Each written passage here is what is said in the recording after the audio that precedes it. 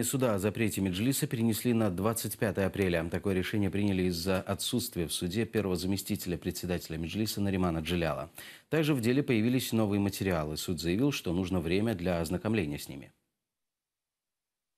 Я даю ходатайство об отложении в связи с тем, что не было Наримана Джиляла.